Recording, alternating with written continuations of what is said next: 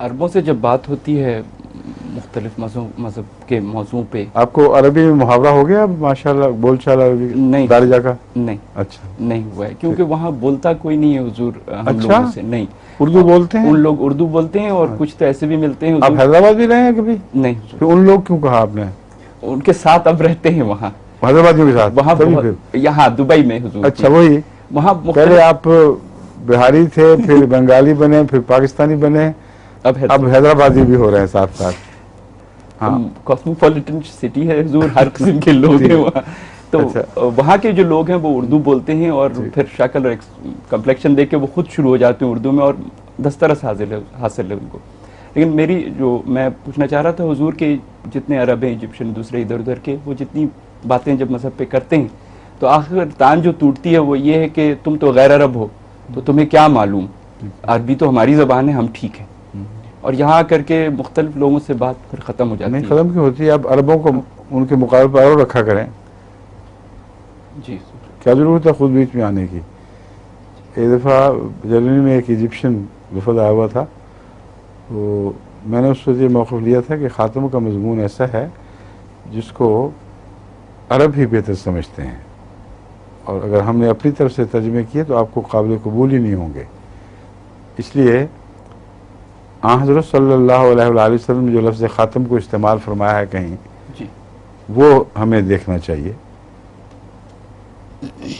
انت خاتم الاولیاء یا علی کما انا خاتم الانبیاء۔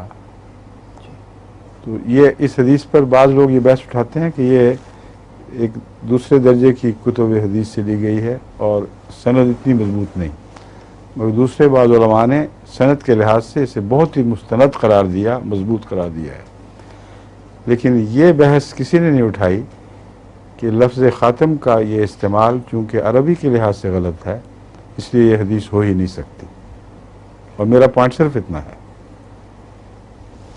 آپ نے جب یہ فرمایا کہ اے علی تو خاتم الاولیاء ہے جیسا کہ میں خاتم الانبیاء ہوں، تو چونکہ اس میں آخری کے معنی داخل کیے ہی نہیں جا سکتے، اس کی طرف منسوب ہو ہی نہیں سکتے، کیونکہ حضرت علی پھر اگر آخری ولی ہیں تو پھر اسلام میں سے سب کچھ گیا۔ اس لیے یہ نقطہ ہے جو قابل غور ہے۔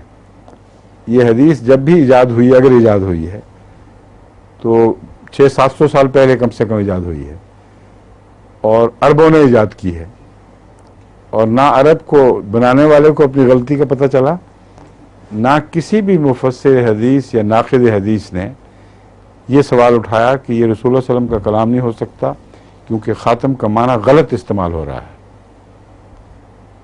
یہ عربوں کی وجہ سے، اس لیے آپ بیچ میں سے نکل جایا کریں۔